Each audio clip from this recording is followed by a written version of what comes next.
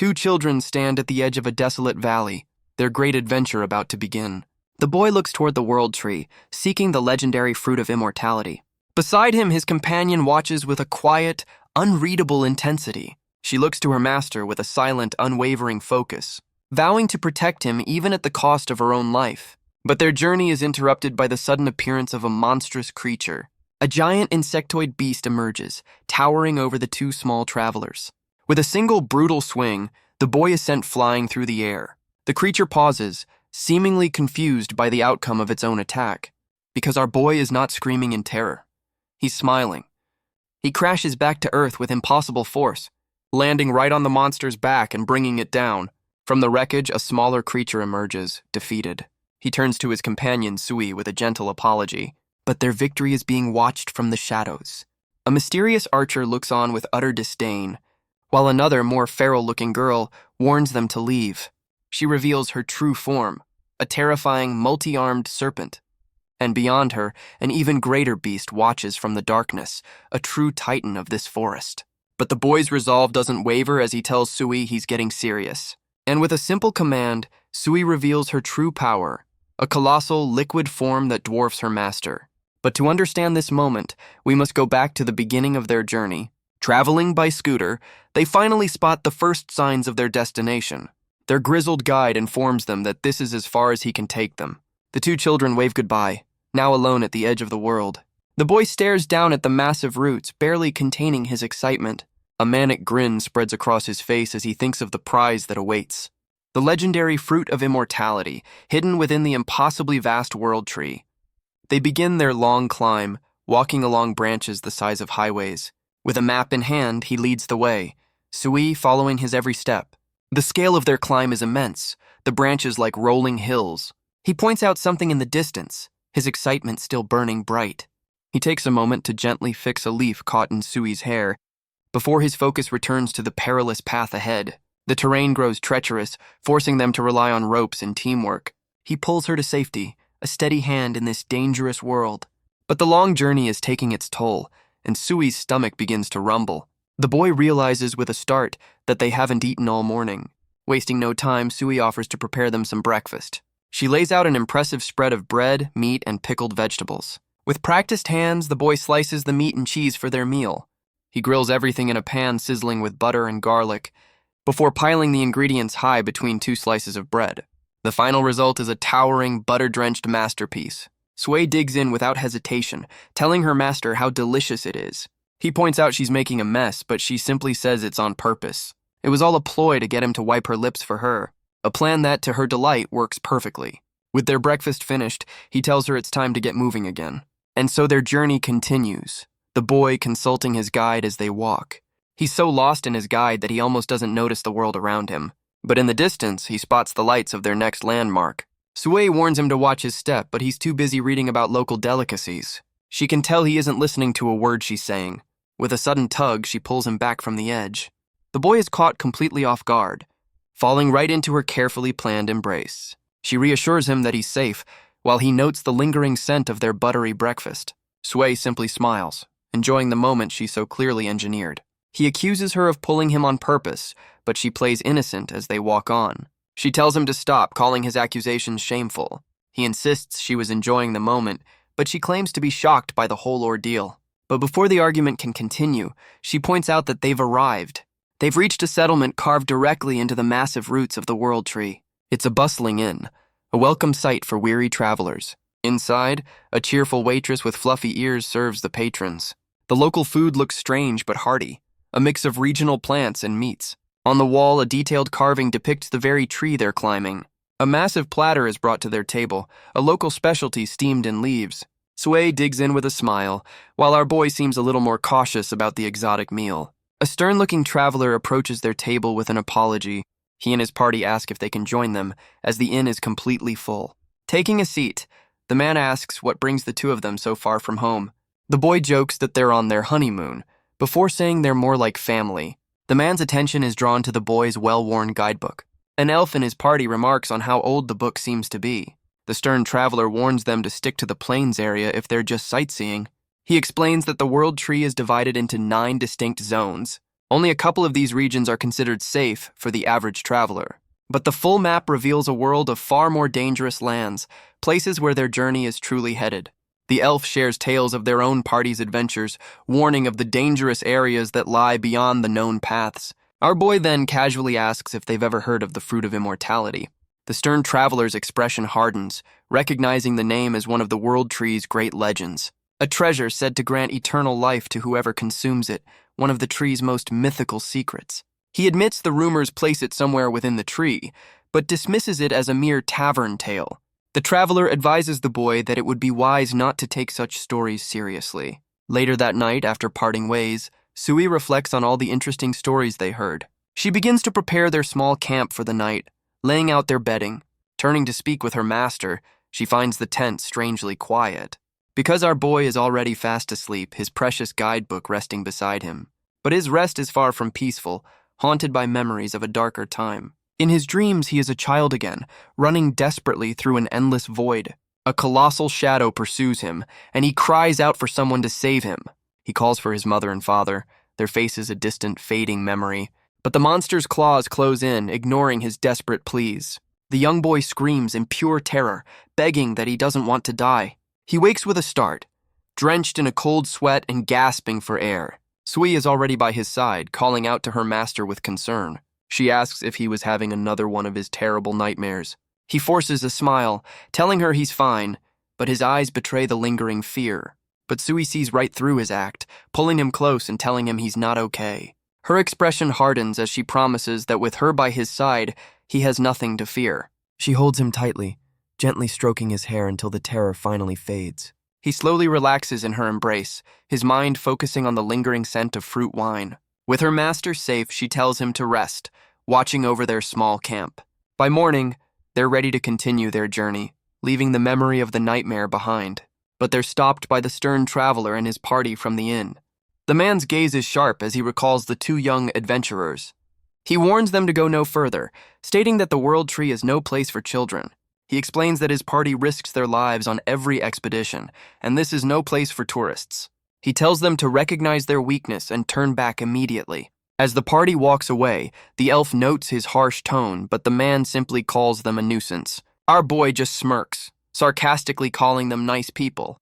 But their resolve is unshaken, and with a simple agreement, they continue their journey deeper into the World Tree. As they walk among the giant falling leaves, the boy marvels at their size. But his casual observation is cut short by a strange sound. He asks Suie if she can hear it, but she senses nothing at all. Convinced he's not imagining things, he suddenly runs toward the source of the noise, and what he finds stops him dead in his tracks.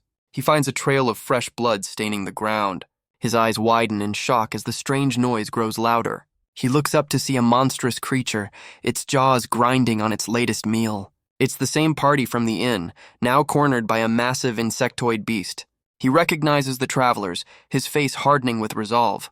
The stern traveler shouts for him to stay back, warning that he's no match for this monster. But our boy ignores the warning, drawing his sword and charging headfirst into the fray. He sprints across the clearing, a tiny figure against a colossal foe. The beast spits a projectile, trying to stop his advance. But he effortlessly leaps over the attack, never breaking his stride. He brings his sword down with incredible force, aiming for the creature's leg. But his blade meets an impossibly hard shell, stopping his attack cold. The impact sends him flying backward, his sword completely ineffective.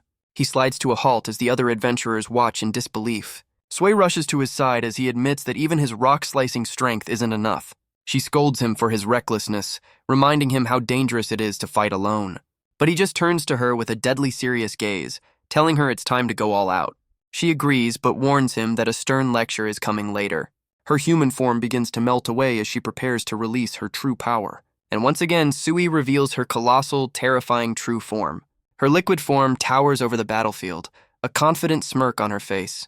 The other adventurers can only stare, unable to comprehend what they're seeing. With a single focused glare, Suie locks onto her target. She stands before the massive insectoid, completely unafraid. The beast hesitates, sensing the immense power radiating from this new threat. The stern traveler watches in horror, realizing the girl is the true monster here. She raises a hand, her very essence beginning to bubble and dissolve. With a powerful leap, she launches herself directly at the creature. Her body crashes into the beast, its tough shell melting on contact. And in a torrent of liquid power, she completely engulfs her foe. The adventurers can only watch as Suie's massive form barrels through the clearing. Her body acts as a powerful solvent, breaking down the creature's defenses. She calmly announces that the fight is over. The other party stares at the melted remains, unable to comprehend what just happened. The stern traveler confirms the creature was dissolved, not cut. With the threat seemingly gone, the boy checks to see if Suie is hurt. She immediately reverts to her smaller form, pulling him into a hug and claiming she was scared. But her delighted expression reveals she's just enjoying the moment. He tries to break free from her embrace, telling her to hold on, because his eyes lock onto the dissolving mass, realizing with horror that the monster is still alive. From the puddle of goo, a horrifying new mouth begins to form, shocking the other adventurers. The half-melted beast lunges, forcing the stern traveler to jam his hammer into its jaws. But the creature's bite shatters the weapon with ease, its power undiminished. A whip-like tendril suddenly lashes out from the monster's body, forcing our boy to make a last-second dodge. The attack misses him by mere inches, a close call he barely survived. Suie catches him, praising his coolness as the other adventurers notice her arm has changed. She reassures him that the danger has truly passed this time, and with a final gurgle, the monster dissolves completely, its threat finally neutralized. The boy then turns to the injured party, asking if they're all right. The elf lies defeated, lamenting that with his arm gone, his life as an adventurer is over. But our boy quietly gets his attention, offering him a map to his own hometown. He tells the elf that a master craftsman there can build him a new prosthetic. The stern traveler's eyes fall on the boy's arm, realizing it's also a wooden prosthetic. He then notices the boy's legs are artificial as well. The man asks how he could wield a sword with such impossible power. The boy explains that he was simply borrowing Suie's strength for a moment. The traveler can only stare in disbelief, demanding to know who they really are. The boy finally introduces himself as Zu, a monster tamer. And with a simple, honest smile, he reveals his true purpose, to find the fruit of immortality. As they walk on, Zu reflects on the monster's incredible resilience. Suie playfully boasts that she's even tougher, much to Zu's confusion. He then floats the idea of taming every monster in the world tree, a goal even Suie finds ambitious. For now, though, their first step is to gather information in a place called Mashmania. He reminds her that it's a major city located within the tree's massive trunk, the perfect place to find more leads on the fruit of immortality. Along the way, they pass by locals who are busy gathering the giant fallen leaves. Consulting his guide, Zu explains that the leaves are used for clothing, armor, and even building materials. They are the very lifeblood for the people who live within the world tree. They soon arrive at the entrance to the next region, a massive archway carved from the tree itself. But Suie suddenly stops, her eyes wide with surprise. Because what they see on the other side is beyond anything they could have imagined. They've reached the trunk area, the mushroom city of Mashmania. A sprawling metropolis of fungal structures stretches out before them. The city is alive with activity, its streets packed with locals and travelers. Strange and wonderful sights fill every corner of the bustling marketplace. Zu can barely contain his excitement, eager to dive into the chaos. Their first stop is a local food stall, drawn in by the unfamiliar smells. He cautiously tries a local delicacy, his expression a mix of shock and delight. Suie is right there with him, sampling everything the market has to offer. Zu can only laugh, enjoying this rare moment of simple fun. But he's suddenly struck by the realization that they're supposed to be gathering information. Suie, however, is already pointing out their next snack, completely ignoring his concern. He tries to remind her that their purpose isn't just to eat their way through the city. But she spots a fluffy, cloud-like treat that looks too good to pass up. With their priorities realigned, they decide to head for the guild while enjoying their new snack. They soon arrive at their destination, the World Tree Guild, a bizarre, mushroom-like structure. A cheerful receptionist welcomes them, asking if they've come to register. She slides a form across the counter, but Suie quietly admits that she can't write. Zu quickly offers to fill out the form for her, which the receptionist happily allows. She reads over their details, noting that Zu is a monster tamer and Suie is a slime warrior. Zu asks nervously if there's a problem with their unusual pairing, but she simply smiles, reassuring them that the guild welcomes adventurers of all kinds. She does, however, remark that she's never seen a slime that looks so perfectly human. With the formalities over, she presents them with their new leaf-shaped badges. The receptionist explains that there are 9 ranks, with higher levels receiving more support from the guild. These benefits include special prices on weapons and items, as well as access to guild facilities across the various regions of the World Tree. But Suie is focused on one thing, asking about the guild's library, only to learn that access is restricted. The receptionist leans in with a sly grin, teasing him about what he was hoping to find. But Suie immediately steps in, stating that her master has eyes for no one but her. The receptionist just smiles, telling them the library is just up the stairs, and so they head deeper into the guild hall. They soon arrive at their destination, the place that holds all the World Tree's secrets. Suie believes that somewhere in this massive collection lies the key to finding the fruit of immortality. He wastes no time, immediately diving into his research. But the long day and dense texts quickly begin to wear him down. Still, he presses on, determined to find a single useful clue. But all he finds are endless volumes of folklore, all written by the same author and leading nowhere. The guild receptionist approaches, asking if he found what he was looking for. But his exhausted expression tells her everything she needs to know. He complains that all he found were strange, useless books. She explains that the real secrets are kept in the restricted section, accessible only to higher-ranked adventurers. With a cheerful smile, she encourages them to raise their rank and try again. With their research at a dead end for now, Suie suggests they find an inn for the night. But as they walk, Suie is startled when he bumps into a massive figure. A hooded traveler turns and tells the boy to watch his step. But Suie immediately steps forward, insisting that they were the ones who walked into them. Her eyes narrow as she demands an apology from the rude traveler. But another man from the group steps forward, offering to teach the rookie some manners. Before he can act, Suie's arm transforms, wrapping around his wrist with a slimy grip. Zhao tells her to stop, but not before she threatens to dissolve the man's disrespectful arm. The hooded traveler finally intervenes, offering a weary apology for his companion's behavior. He asks them to forgive his friend's attitude, promising to make him apologize. Suie glares silently, her anger still simmering beneath the surface. The rude traveler sweats in terror as her slimy tendril finally releases him. With the situation diffused, the hooded man turns his attention back to Suie. But Suie just looks tired of the whole ordeal, asking if they're finally done here. The party offers one last apology, as Suie and Suie simply turn and walk away. Zhao just wants to avoid any more trouble, looking completely exhausted by the confrontation. But as they leave, the hooded traveler quietly orders one of his men to follow them. He gives a sinister smirk, warning his subordinate not to be seen. Meanwhile, Suie and Suie find a quirky-looking inn to rest for the night. Inside, Suie calls out to her master with a strange look in her eyes. She offers him a special slime bath, a service he seems less than thrilled about. All he wanted was to wash off the grime from their journey, not this. But Suie insists, offering to personally wash him from head to toe. She settles into the tub, the water bubbling around her. Suie immediately panics, asking what exactly she thinks she's doing. She insists on giving him a thorough cleaning, telling him to stop resisting. Later that night, the city of Mashmania rests under a starry sky.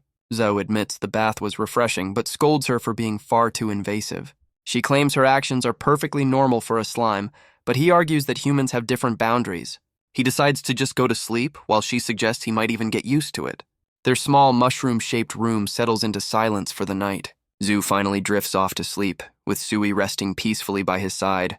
But as he sleeps, Suie watches over him with a thoughtful expression. Her body begins to shift and expand, her slime form slowly enveloping him. His dreams drift back to a painful memory, a time when he left a crying Suie behind. But while Suie rests, Zoe slips out of the inn under the cover of darkness. He doesn't get far before he's stopped in his tracks, his eyes widening as he looks up at the figure before him. The massive brawler from the guild towers over him, a silent, intimidating presence. But Zoe seems completely unfazed, accusing them of sneaking around. He finds himself completely surrounded by the hooded traveler's party. With a disarming smile, he asks what business they have with him so late at night. The hooded man steps forward, asking for a moment of his time. But Zoe's smile never fades as he immediately refuses their request. The man is caught off guard by the boy's blunt and cheerful rejection. The hooded man is taken aback, asking why he would possibly refuse. Zhao explains with a cheerful smile that if he leaves, someone might try to snatch Suie. The traveler realizes the boy is far sharper than he appears, calling him a nuisance. So Zhao asks again, still smiling, if they'll tell him their reason. But the man flatly refuses, noting that the slime girl is still back at the inn. He tells Zhao to just be a good boy and come along quietly. But the boy's smile turns cold as he asks if they're absolutely sure about that. Two of the men grab his arms, telling him to behave while mocking his cute face. But in a sudden blur of motion, they're both sent flying backward. He hangs suspended in the air, having launched them with a single impossible kick. The hooded traveler can only stare in utter disbelief. Zhu lands gracefully, his expression cold and unyielding. His two attackers are left groaning on the ground, defeated in an instant. But the massive brawler of the group steps forward, his face twisted in rage. He towers over the boy, a mountain of muscle ready to crush him. But Zhu doesn't flinch, raising his prosthetic arm to meet the challenge. He charges forward, a tiny blur of motion against a giant foe. His body slams into the brawler's chest with bone-shattering force. But something feels wrong, and Zhu's eyes widen in surprise. Because the hooded man has intervened, his body now glowing with a strange, powerful energy. The hooded man gathers a ball of searing light in his hands, preparing a new attack. He unleashes it as a high-temperature needle, aimed directly at Zhu. The blast strikes Zhu's prosthetic arm, which sizzles on impact but doesn't break. Our boy simply looks down at his smoking limb, completely unfazed. And in an instant, he's on the traveler, shoving his superheated hand into the man's mouth. The hooded man is lifted off his feet, gagging in utter shock and pain. With a cold, unwavering gaze, Zhu demands to know why they're doing this.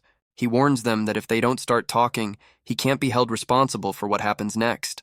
The tense standoff continues under the silent, starry sky. The man finally breaks, admitting they're slavers who intended to capture Suie and sell her to a rich collector. Zhao explains that if the man had lied, he would have lost all of his teeth. Because this isn't the first time someone has tried to take her from him. His mind flashes back to a painful memory of a younger, crying Suie being taken away. Back in the present, Suie wakes with a jolt to find Zhu already up. She looks around in a panic, asking where her master had gone. He calmly explains that his throat was dry, so he just went to get some tea. With the situation resolved, he tells her to get a little more rest. The next morning, a loud voice echoes through the streets of Mashmania. The slavers from the night before are being hauled away in chains, their leader shouting that they deserve no mercy. As Zhu watches, he overhears that the slavers were caught thanks to an anonymous tip. He learns that the slavers were part of a larger organization responsible for a recent string of kidnappings. And now, that same group is hunting for the person who turned them in, seeking revenge. He turns to Suie, telling her that if anyone ever tries to harm her, he will be the one to protect her with everything he has. But she quickly corrects him, insisting that protecting her master is her role, much to his surprise. Her serious mood is broken, however, when she spots a sweet treat she absolutely has to try. The story then flashes back to a younger Zhu, armed with a wooden sword and a familiar, determined gaze. He stands before a massive, armored beetle, a creature of the forest. The small boy shows no fear, ready to face the towering beast alone. But he's not just fighting one monster, as a giant centipede lunges to attack. With a powerful swing of his wooden sword, he leaps over the beast, severing its tail in a single clean strike. The monster flees in defeat, leaving the young boy standing victorious. Wiping the sweat from his brow, Zhu catches his breath as a young Suie calls out to him. She praises his skill, using her own hand to wipe the grime from his face. He asks if that's the last of them, his body aching from the long fight. Suie confirms that for now their training is over. Around them lie the defeated forms of countless other monsters. Zhao remarks that he'd heard this area was supposed to be safe, but their journey is far from over, and he tells Suie they must press on. As the sun begins to set, the two young travelers look up, their training finally over for the day. All around them lie the remains of the giant beasts they've slain. They fought not just massive creatures, but entire swarms of smaller monsters. Their journey even took them into the darkest caves to face strange, glowing life forms. And for their dinner, they prepare skewers made from the very monsters they just defeated. Suie happily devours her portion, while Zhu looks on with a bit of apprehension. He takes a bite, his expression revealing that the taste is underwhelming. He concludes that while it's edible, it's not something he'd ever choose to eat. Still, he makes a note in his guide, observing that it would be best served as jerky. The memory fades, and back in the present, Suie asks if he's ready to leave Mashmania. Zhao explains his theory that the fruit of immortality wouldn't be found in the plains area. It's just a guess, he admits, while Suie continues to eat her snack. A legendary treasure, he reasons, wouldn't be hidden somewhere so easily accessible.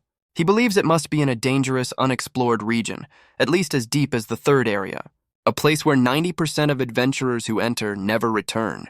Suie calls it a terrifying place, her concern evident. But Zhu's fear is replaced by a manic excitement at the thought of the challenge. But despite his eagerness, a shadow hangs over their journey, because he knows he doesn't have much time, and they have to hurry. Suie then asks if they'll be stopping by the plains area first. Zhao agrees, explaining they need to gather information and supplies there first. He lets out a yawn, telling her they need to rest and recover their strength for the journey ahead. The memory then shifts to a different time, where Suie offers him a rather unique slime bath. A younger Zhu is flustered, covered in sweat from training as she calls it a reward. She offers to envelop him completely, but he panics, reminding her they're outside. He insists that's not the real issue, his expression a mix of shock and embarrassment. But his argument is cut short as he suddenly senses something nearby. He realizes they're not alone, as the ground begins to tremble. A massive insectoid monster erupts from the earth, charging straight for them. The young boy can only stare in pure, unadulterated terror. A smaller, robotic-looking creature is sent flying by the eruption. Zoe stares in shock as the monster's rampage tears the forest apart. Its massive tail whips through the air, sending chunks of earth flying. And it's not alone, as a second monster, a colossal armored worm, joins the fray. The first beast lets out a deafening roar, its maw wide and terrifying. It charges forward, a blur of speed and raw, destructive power. But Zhu's fear turns to resolve as he tells Suie this one is dangerous, and they need to go all out.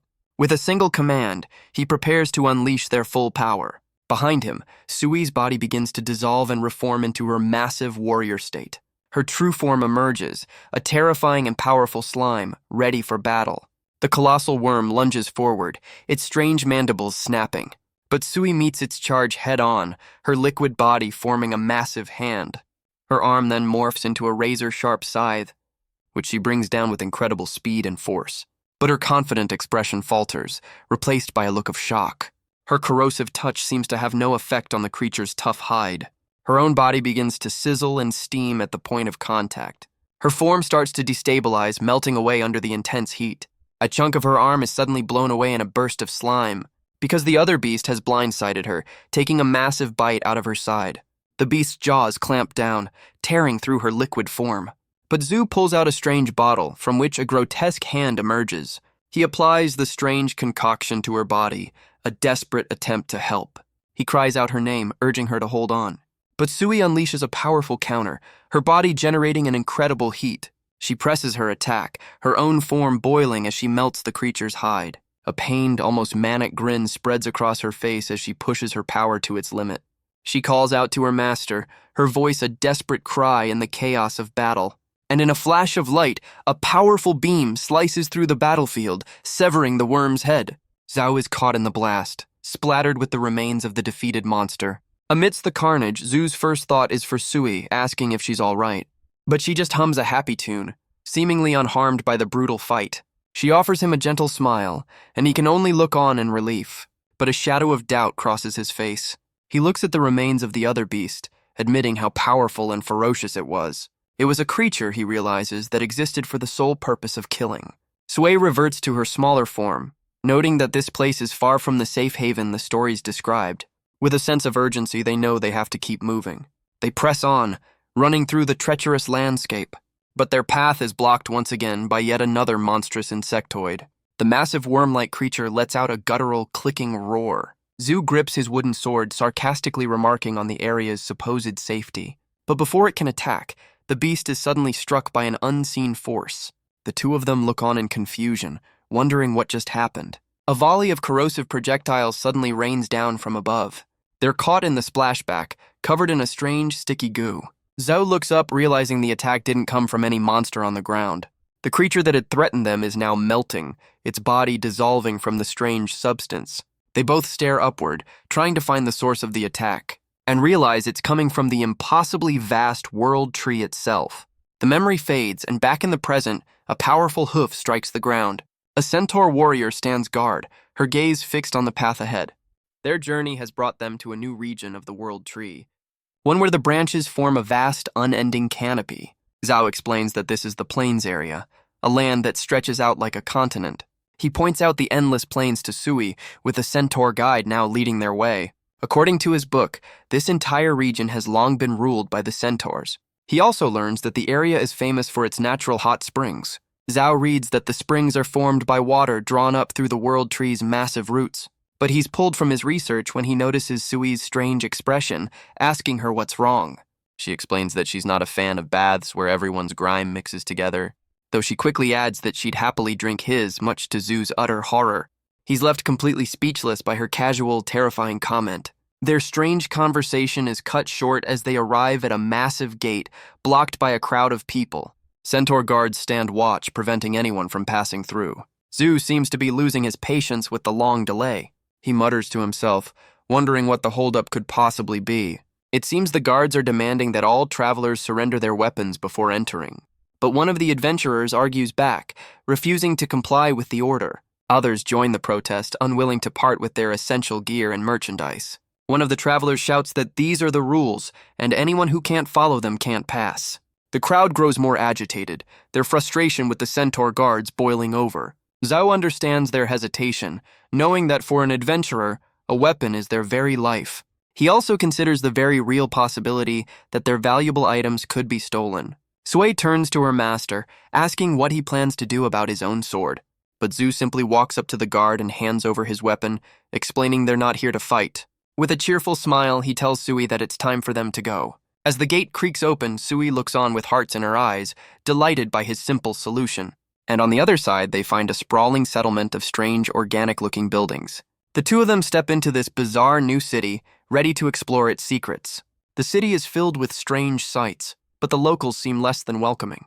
One merchant scoffs at them, his expression one of pure disdain. Unfazed, they continue on their way through the bustling settlement. But everywhere they turn, they're met with the same cold, dismissive stares. Zhu can't help but feel a growing sense of unease in this strange new city. He decides their first stop should be the Adventurers Guild to gather information. But his plan is cut short when a voice calls out for them to stop. In an instant, they find themselves completely surrounded by armed Centaur guards. He cautiously asks what business the guards could possibly have with them. A stern-looking Centaur steps forward, ordering them to come along without any explanation.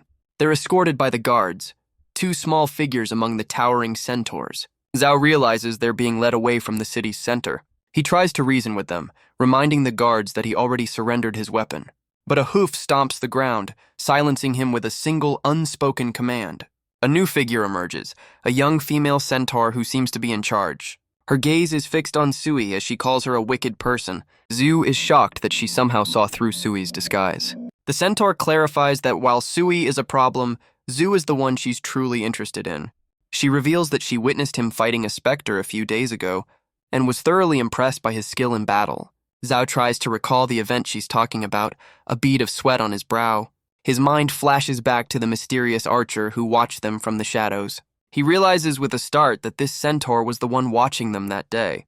She accuses him of controlling the wicked girl beside him, forcing Suie to fight his battles for him like a common slave. Both Zhu and Suie are left completely baffled by her strange accusation.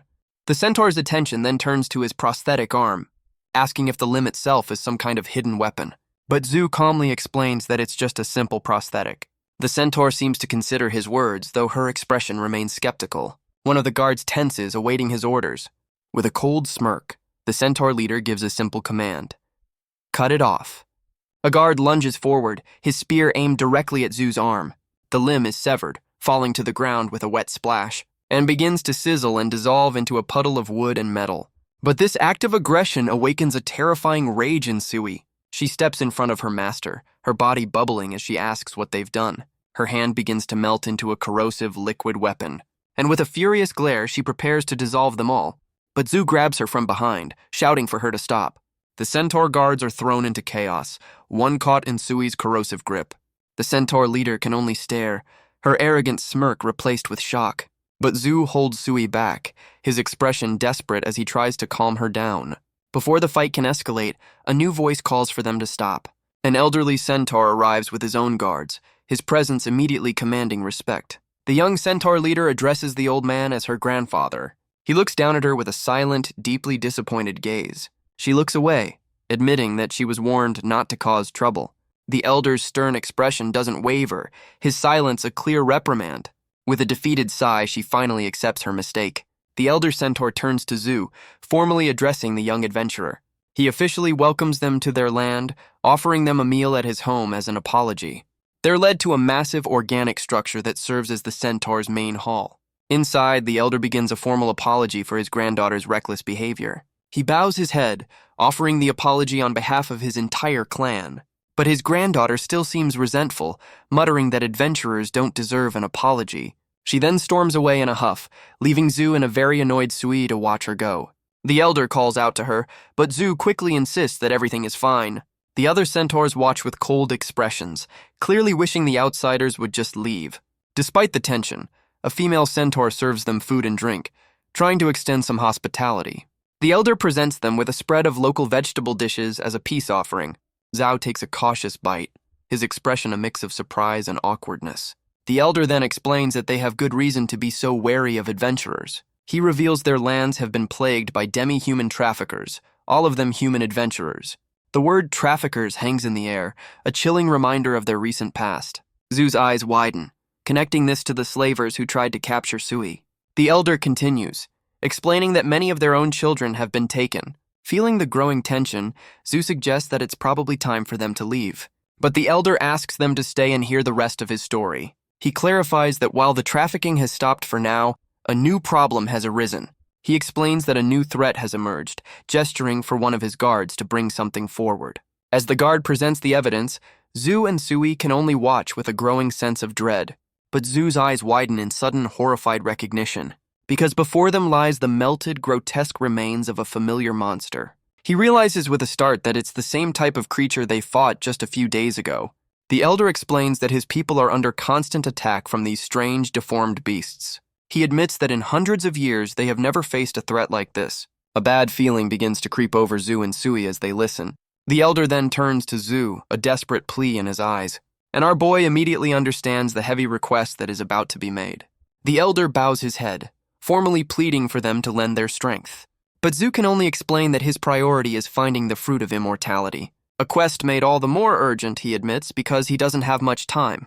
The elder listens intently, a thoughtful expression on his face as he considers the boy's words. He then offers Zhu the one thing he can't refuse, information on the fruit's location. A simple trade, he proposes, their help in exchange for the secret they've been searching for. Later, Zhu finds a rare moment of peace, relaxing alone in one of the famous hot springs. Though he admits that Suie's version of a bath is a little more invasive, his mind drifts back to the information the elder gave him. A straight path to the southwest. A mission that will take them to a giant chasm, the source of the monstrous threat. The elder explains that the monsters are all originating from one specific area. He asks Zhu to investigate the exact location of their nest and report back. And to ensure their success, he tells them a guide will be provided. But Zhu's quiet soak is interrupted by a sharp, angry voice. The young centaur leader stands over him, announcing that their preparations are complete. He stammers, asking why she's in the men's bath, but she seems completely unconcerned. With a final command to hurry, she turns and walks away. Their journey begins, taking them across a strange and desolate landscape. Before they leave, a kind centaur hands Suie some provisions for the road. The elder gives them one last piece of advice, warning them to take a detour to avoid the main nest. The elder points to the map, explaining that this longer route is the only safe path. Zhu questions why they're not sending a larger party to handle the threat. But the elder explains that the monsters are drawn to large groups of people. He asks for their understanding, as his own people must stay behind to protect their home. Their conversation is cut short by the sharp stomp of a hoof. Their guide, the young centaur, tells them it's time to move out. And so their new journey begins, across the vast and empty plains. With the centaur leading the way, Zhu and Suie follow close behind. Suie takes her master's hand, offering a small bit of comfort on the long road. The three of them are just tiny figures in this desolate alien landscape. Their centaur guide complains that they're too slow, while Zhu and Suie struggle to keep up. Catching his breath, Zhu decides to ask a question that's been bothering him. He asks if it's true that centaurs hate humans, and she confirms it without a second thought. Zhu pauses for a moment, processing her blunt and honest answer. He then asks why they would entrust this vital mission to him. A human they despise. She admits that she doesn't understand her grandfather's reasoning either. She explains that before the traffickers appeared, her people used to get along with humans. Her grandfather, she says, is a kind man who simply wants to rebuild that connection. Zhao is taken aback by this, calling the elder a truly wonderful person. But their guide's expression turns cold, as she states that she, however, does not trust humans at all. But Suie suddenly gets his attention, pointing towards something in the distance. They come across a small settlement, now completely overrun by massive insectoid creatures. Their guide notes that the entire village has been lost to the swarm. She warns them that the journey ahead will only grow more perilous. The creatures are grotesque, with powerful, crushing mandibles. With no other choice, they continue on their long and difficult path. Suie offers her master a drink, noticing the journey is taking its toll. The Centaur continues to lead them through the harsh, unforgiving terrain.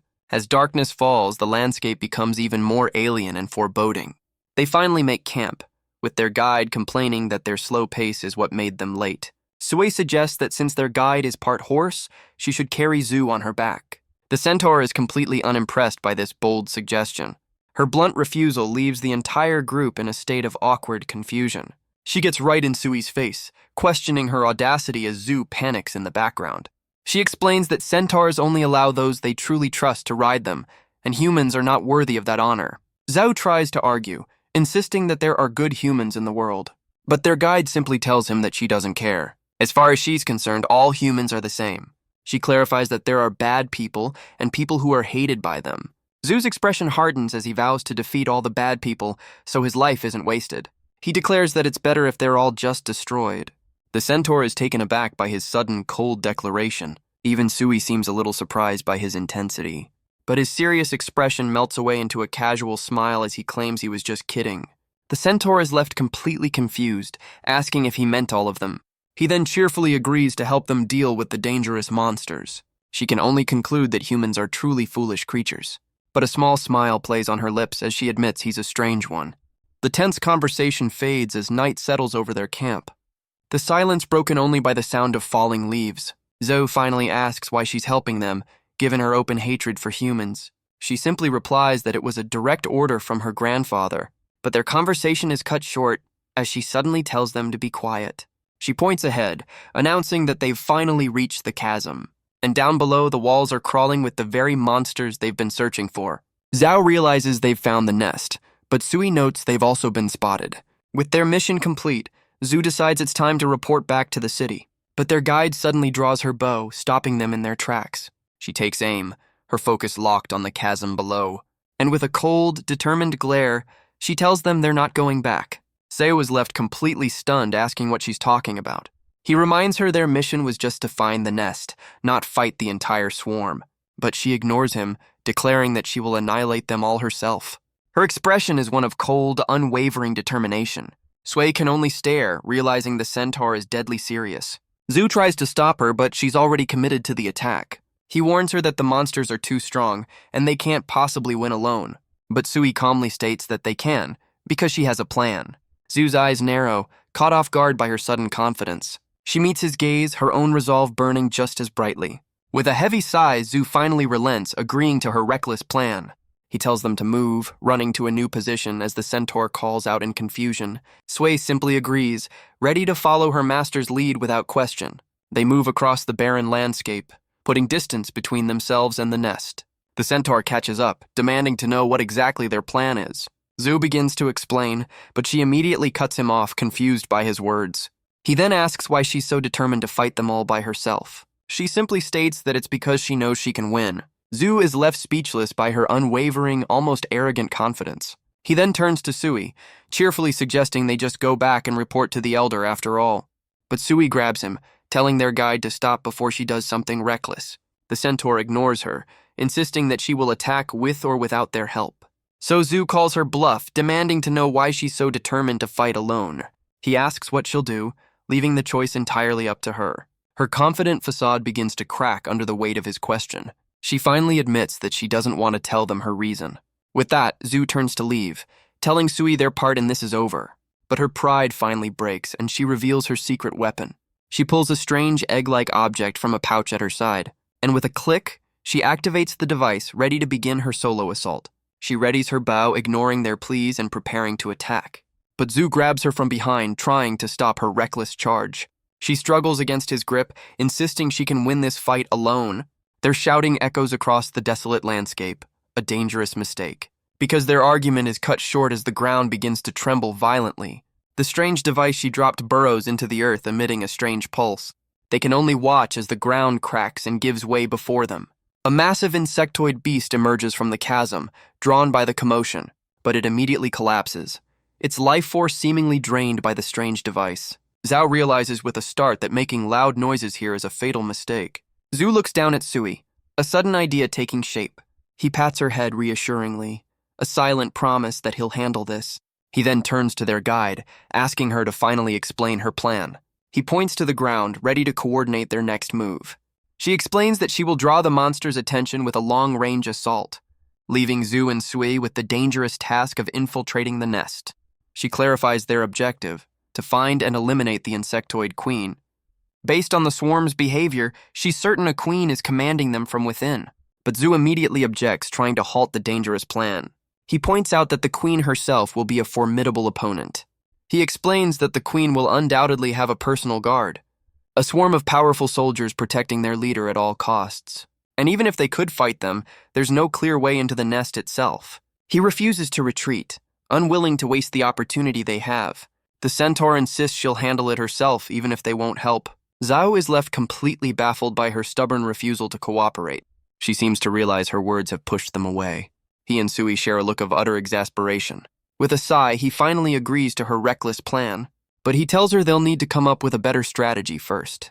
He asks her to share her abilities so they can form a better strategy, but before she can answer, Zhu's eyes widen in alarm because a massive insectoid suddenly lunges down from the cliffs above. The Centaur shoves them both out of the way just as the creature strikes. She hits the ground hard, wincing from the impact. Zhu looks back, his first thought being for Suie's safety. He calls out her name as her body begins to melt into a puddle. Her legs completely dissolve, her form destabilizing from the shock. The monster takes advantage, snatching her up in its powerful jaws. But it pauses, seemingly confused by the strange, slimy texture of its prey. Zhao realizes with horror that the creature is about to explode, a self-destruct move that will cause immense damage to Suie. Its jaws clamp down, a crushing force against her liquid form. But the monster's head suddenly bursts in a shower of gore, leaving Suie caught in the middle of the violent explosion. Zhu watches in shock as her boots land softly on the ground. A much smaller, childlike Suie stands before him, demanding her leg back. He can only stare, confused by her sudden change in size. She seems to have lost a significant portion of her mass in the blast, a sacrifice she made to take down the massive insectoid. And their brief victory is cut short as more monsters begin to crawl from the chasm. A new wave of insectoids emerges, drawn by the sounds of their battle. They find themselves facing a colossal, multi-headed beast, a true titan of the swarm. Zhao turns to Suie, but she can only tell him that her power is limited in this state. With a desperate look, she tells him that he needs to run. But before he can react, the Centaur guide suddenly grabs him. She hoists him up without a word, her intentions unclear. With a wild grin, she begins to drag him away from the fight. Zhu can only shout in protest, completely caught off guard by her actions. She gallops away at full speed, forcing him to leave Suie behind to face the swarm alone. She calls him a fool, her eyes burning with the intent to annihilate every last monster. She drags him along, insisting that with her bow she can kill them all from a safe distance. But Zhu is less than comfortable with this particular mode of travel. With a sudden shove, she sends him flying through the air. He lands hard, tumbling across the rocky ground. His prosthetic arm scrapes against the dirt as he tries to stop his fall. Pushing himself up, he can only curse under his breath at the chaotic situation. He looks back with a worried expression, calling out Suie's name. Her eyes well up with tears, but her gaze remains fixed on the battle ahead.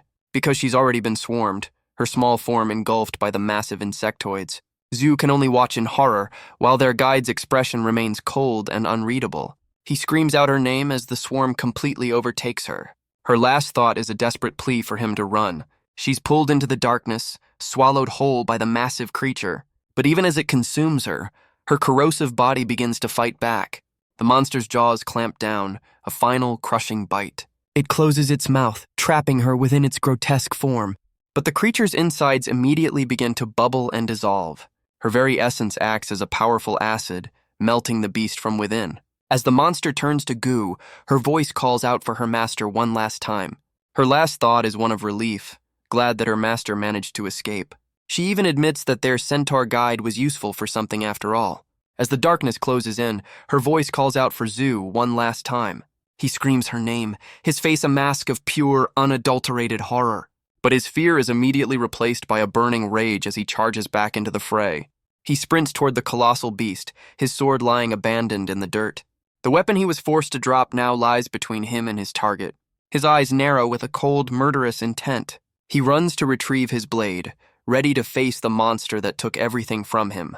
From a distance, their guide can only watch in frustration, calling him an idiot for his recklessness. He unleashes his fury on the nearest monster, his prosthetic fist slamming into the ground with incredible force. But the creature's hide is too tough, and the impact sends him flying backward. He's lost in a cloud of dust and debris from his own failed attack. But he lands on his feet, his resolve completely unshaken. The monster's counterattack sends him tumbling through the air once more. But he gets up and charges again, his eyes burning with a cold, vengeful fire. The colossal beast that consumed Suie lets out a triumphant roar. But its victory is cut short as its head suddenly explodes from within.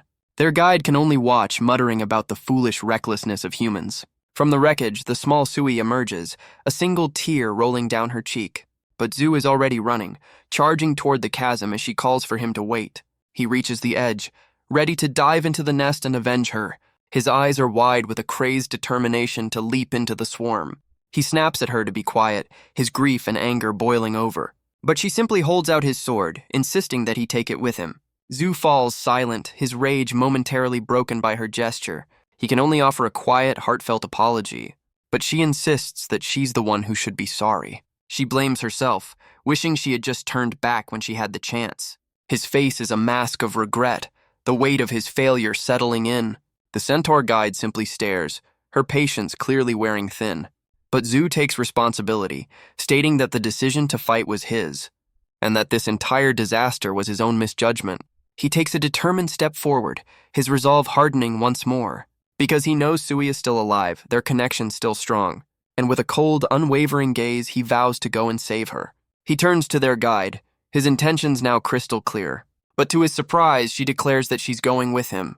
She offers to help save the slime girl, telling him to get on her back. As they race across the plains, she asks if he can pinpoint Suie's exact location.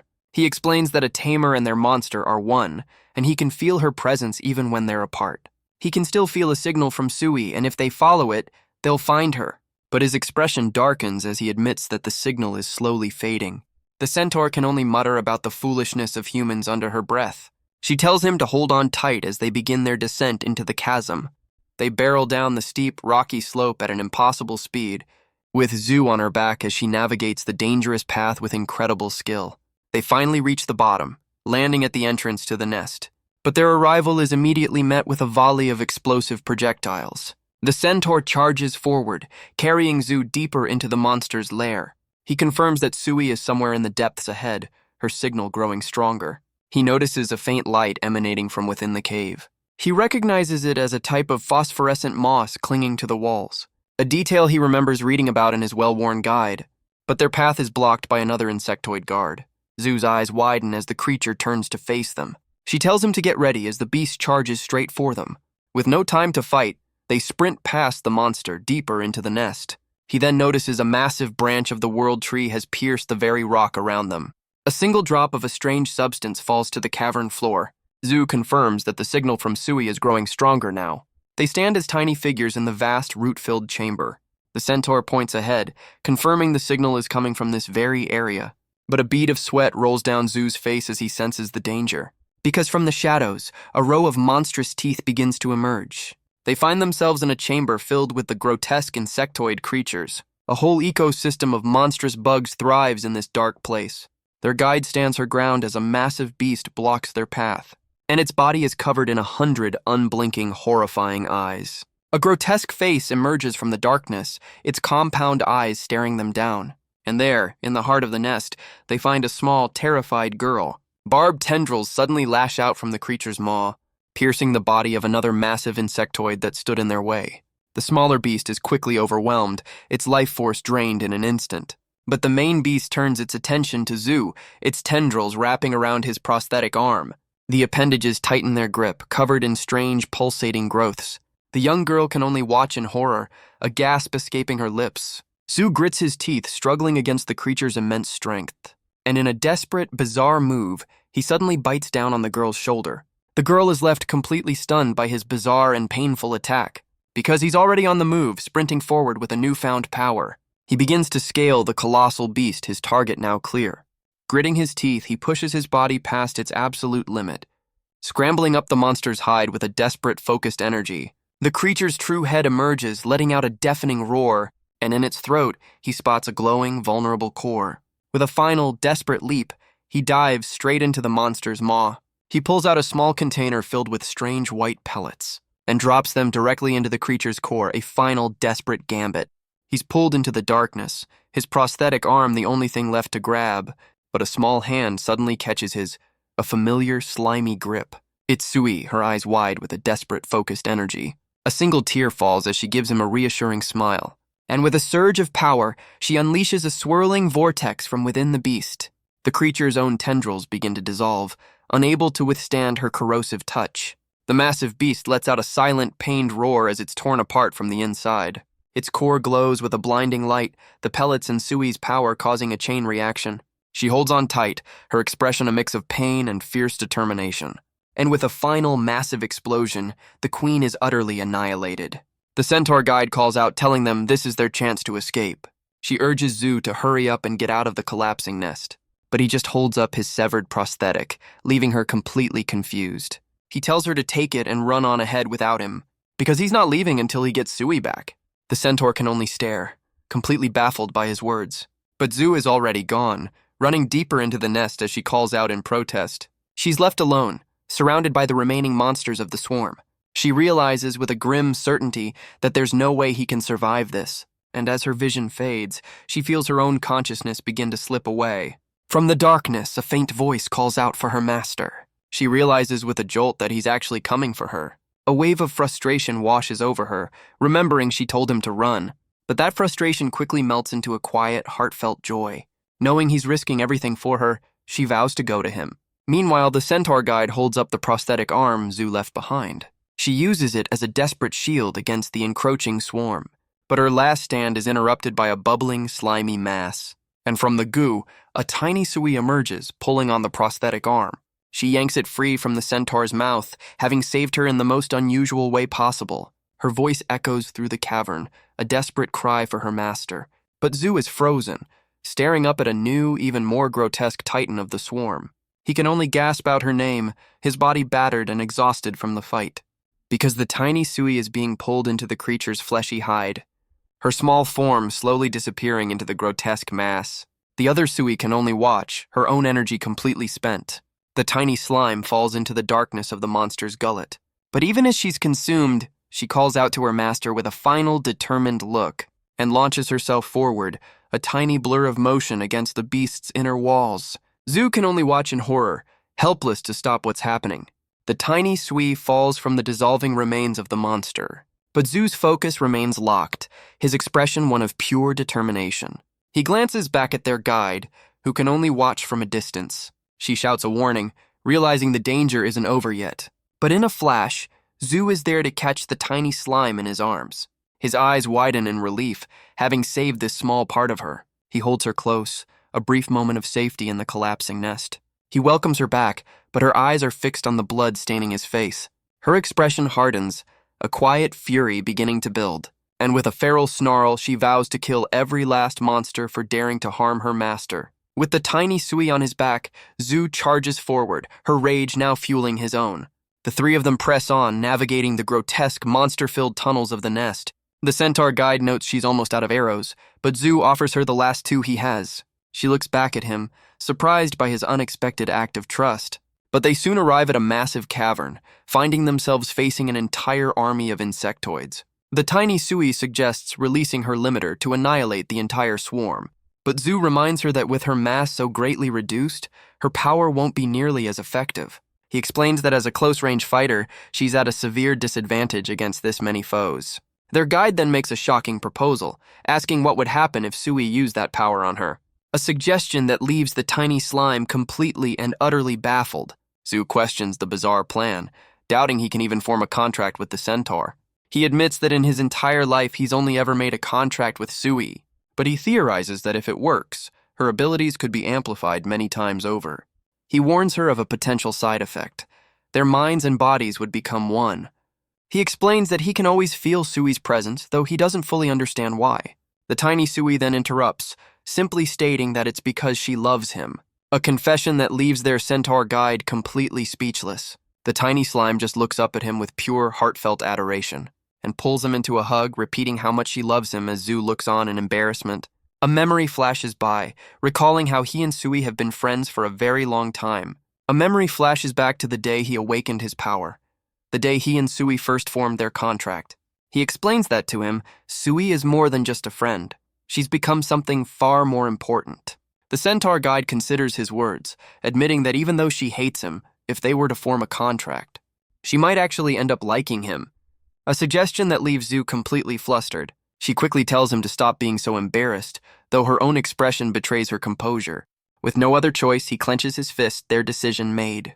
He looks to his companions, announcing that it's time to begin.